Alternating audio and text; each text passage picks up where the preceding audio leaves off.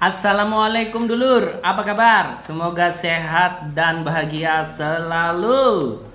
Dalam kesempatan ini saya akan membahas tentang bencana alam yang pastinya mengakibatkan sejumlah problem sosial, di mana itu bisa dikaji melalui banyak perspektif: ekonomi, psikologi, geografi, sosiologi, dan lain sebagainya.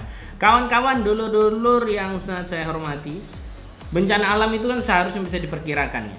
Maka itu pemerintah itu punya badan-badan tertentu yang mengurusi tentang hal-hal tersebut. Misalnya ada lembaga atau institusi atau instansi yang melihat perkembangan gempa di Gunung Merapi, di pesisir pantai, di lepas-lepas pantai Indonesia. Ada juga yang di muara-muara karena khawatir ada banjir rob dan sebagainya. Nah, bencana alam itu kan modelnya banyak ya. Seperti itu tadi, gunung meletus misalnya, tsunami, banjir, dan lain sebagainya. Namun semua itu hanya perkiraan ya. Kalau ada perkiraan tentang gempa, perkiraan tsunami, itu perkiraan. Bencana tetap mungkin terjadi. Gunung meletus mungkin terjadi. Tsunami mungkin juga terjadi. Banjir sangat mungkin pula terjadi. Tidak bisa sepenuhnya dihindari begitu ya. Tidak bisa sepenuhnya dihindari karena kita kan hidup bersama alam, apalagi alam Indonesia sangat beragam, variatif, dan kaya begitu ya. Korban jiwa dan harta mungkin tetap ada, tetapi kita bisa meminimalkannya. Dengan apa meminimalkannya? Dengan mitigasi bencana. Undang-Undang Nomor 24 Tahun 2007 tentang penanggulangan bencana menjelaskan apa itu mitigasi. Mitigasi itu adalah serangkaian upaya mengurangi risiko bencana, baik melalui pembangunan fisik. Nah, kan ada kadang-kadang itu ya. Sekarang rumah anti gempa itu sudah ada. Bangunan anti gempa sudah ada. Maksudnya apa? Di daerah-daerah tertentu yang rawan gempa, kalau bangunan itu kena gempa tidak langsung roboh. Kalau tidak roboh berarti dia tidak menimpa beton-betonnya, kayu-kayu di bangunan itu tidak menimpa orang yang sedang ada di dalamnya. Artinya apa? Artinya korban jiwa maupun korban luka bisa diminimalkan. Mitigasi juga termasuk serangkaian penyadaran dan peningkatan kemampuan masyarakat untuk menghadapi ancaman bencana gitu ya. Tujuan mitigasi apa? Satu, mengurangi dampak yang ditimbulkan, khususnya dampak negatif tentunya ya. Kedua, sebagai landasan atau pedoman untuk perencanaan pembangunan. Ketiga, meningkatkan pengetahuan masyarakat dalam menghadapi serta mengurangi dampak risiko bencana.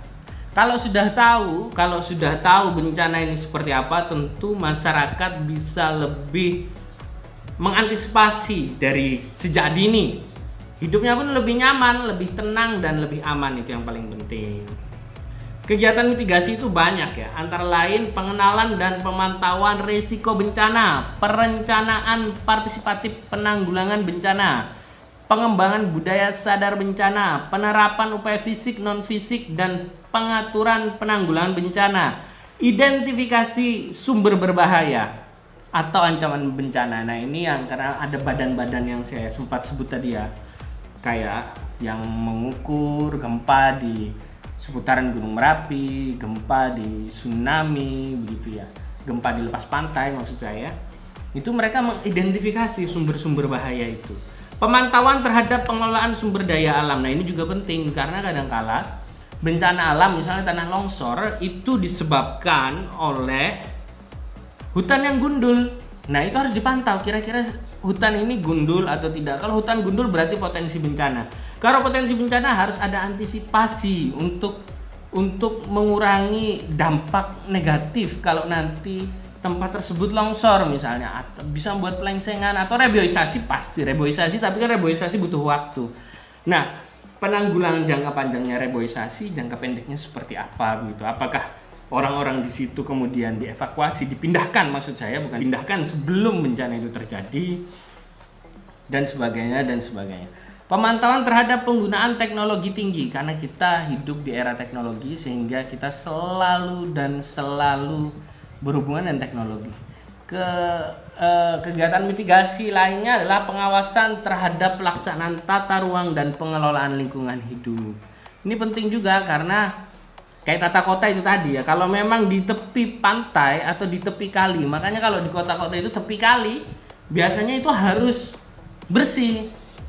Kalau sering dengar ya penggusuran di tepi kali, penggusuran seperti di tepi kali, relokasi, bahasanya relokasi begitu. Karena khawatir ada bencana banjir di sana sehingga menimbulkan korban jiwa dan korban harta, karena di rumah itu kan pasti ada harta benda. Nah, itulah maksudnya kenapa mereka direlokasi ke rusun misalnya. Itu salah satu mitigasi bencana juga. Rumah-rumah tepi kali yang rawan disapu banjir, terjang air dan seterusnya. Itu kalau tata ruang. Kalau pengelolaan lingkungan hidup, ketika ada orang ingin memanfaatkan sumber daya alam yang sifatnya pepohonan atau berkebun atau bertani yang dengan jumlah besar dikomersilkan dan sebagainya, tentu ada aturan-aturan tertentu.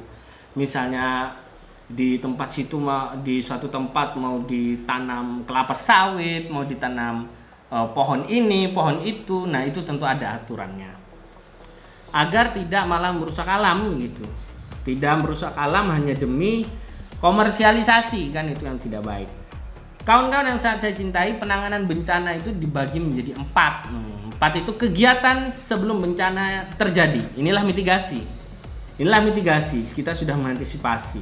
Kedua, kegiatan saat bencana terjadi. Berlindung dan evakuasi. Ketiga, kegiatan tepat setelah bencana terjadi. Tepat itu penyelamatan. Lalu pencarian korban dan sebagainya. Keempat, kegiatan pasca bencana, ini pemulihan, penyembuhan dan perbaikan serta rehabilitasi. Baik pemulihan yang sifatnya psikologis, karena tentu ada banyak dampak sosial dari bencana alam, ada psikologis, ada ekonomi dan sebagainya. Lantas peran mahasiswa apa? Nah, seandainya Anda mahasiswa, Anda bisa mengambil peran. Misalnya menjadi relawan, mengedukasi masyarakat, bersinergi dengan eksponen peduli bencana di daerah masing-masing, mulai tingkat kelurahan, kecamatan, kabupaten, kota, lalu bergabung dengan komunitas atau kelompok peduli bencana seperti Pramuka, PMI, dan lain sebagainya. Ada Basarnas segala itu ya, Basarnas. Memang ada seleksinya yang sangat ketat tentunya di sana. Kawan-kawan yang saya cintai, itu tadi peran mahasiswa bisa menjadi relawan, mungkin di desa, mungkin di kelurahan. Karena dampak sosial atau problem sosial akibat bencana alam ini bervariatif seperti yang sempat saya sebutkan tadi. Ada problem ekonomi, itu sebagai dampaknya. Korban materi, harta benda saat bencana bisa membuat masyarakat terpukul, bahkan bisa jadi yang bersangkutan itu tiba-tiba miskin. Contoh ya, pada tsunami yang begitu besar, rumah orang ada tidak jauh dari pantai disapu oleh tsunami. Padahal dia berdagang di situ, dia punya toko besarnya seperti apapun di situ, uang dia masih di situ, sanak keluarganya masih di situ, dan semuanya dia masih di situ. Tapi disapu tsunami habis. Ini juga bisa menimbulkan kesenjangan sosial tentunya, dari ekonomi yang terpukul, kesenjangan sosial. Dia yang awalnya tergolong relatif kaya menjadi tidak punya apa-apa. Tentu ini beda dengan orang yang tidak kena bencana. Kemudian orang tidak kena bencana itu masih relatif kaya, dia yang dulunya di taraf itu akhirnya turun drastis. Dan itu umumnya kan satu desa, satu kampung, bahkan satu kecamatan, 2 kecamatan yang kena bencana itu. Jadi memang pukulan di aspek ekonomi cukup keras. Petani, nelayan, pedagang dan lain sebagainya bisa jadi kehilangan mata pencaharian pada waktu itu. Karena rusak kan alamnya, rusak. Kalau kena tsunami itu kan rusak likuifaksi gitu. Ada juga problem psikologis, mereka yang kehilangan harta, apalagi keluarga. Kadang-kadang kan bencana alam ya naudzubillah merenggut juga keluarga dari korban gitu. Itu sangat pilu kan, psikologis sangat terpukul.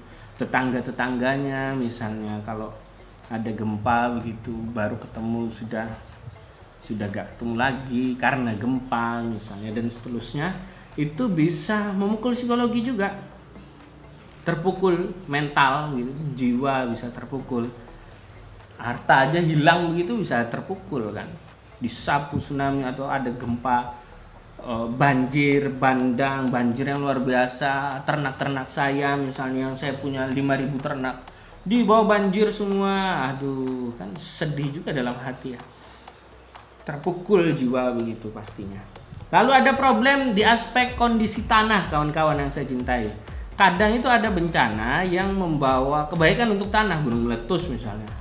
Itu abu-abunya jadi abu vulkanik atau abu apapun itu yang bagus untuk tanah. Tetapi kan nggak semua begitu. Ya, seperti saya sebutkan, kalau tsunami, banjir dan sebagainya tadi, ada juga yang malah membuat kondisi tanah menjadi tidak bagus, bahkan tidak bisa untuk dihuni kembali karena keuruk lumpur misalnya. Kan jadi itu dampak negatif juga. Ada dampak positifnya, tapi ada beberapa bencana yang punya dampak negatif untuk kondisi tanah, kawan-kawan yang saya cintai. Lantas apa peran mahasiswa? Peran mahasiswa tentu selain tadi menjadi relawan, peran mahasiswa mengedukasi masyarakat sebisanya ya. Tadi kalau kita sudah punya kelompok-kelompok akan lebih tertata, misalnya sama banser yang peduli bencana itu tertata melakukan sosialisasi tentang mitigasi bencana sama PMI, sama Pramuka, sama pencinta alam, Wanala dan sebagainya itu di bidang mitigasi bencana. Mahasiswa bisa mengambil peran itu sebagai elemen yang ikut mengedukasi masyarakat.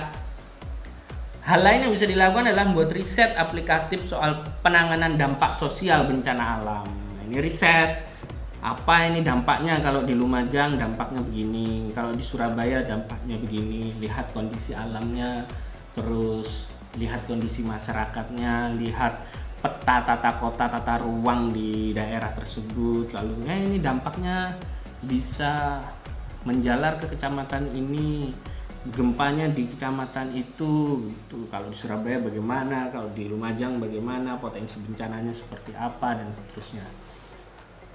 Membuat riset, bisa juga mengikuti tim penanganan bencana, misalnya menjadi anggota tim konseling psikologi, misalnya teman-teman dari psikologi atau dari bimbingan konseling atau dari jurusan apapun itu bisa ikut menjadi tim konseling, karena nanti tentu ada pelatihan-pelatihan khusus. Misalnya ini ilustrasinya begini, ketika ada bencana alam, kadang ada tenda-tenda darurat. Di tenda-tenda darurat itu ada tenda-tenda untuk anak-anak bermain, kadang-kadang seperti itulah kita menghibur mereka di sana, karena anak-anak kan masih relatif polos begitu. Yang penting mereka main, nah, jangan sampai masa-masa mereka berkembang otaknya untuk bermain, bercerita, berbahagia ini didistorsi oleh bencana alam. Dulu kan pernah ada di beberapa kota bencana, ada tenda-tenda khusus untuk mengedukasi anak-anak, untuk menghibur anak-anak. Selain ada konseling-konseling untuk mereka yang sudah remaja maupun dewasa juga. Nah, intinya itu kawan-kawan yang sangat saya cintai, mudah-mudahan bermanfaat apa yang saya sampaikan dalam kesempatan ini. Assalamualaikum warahmatullahi wabarakatuh.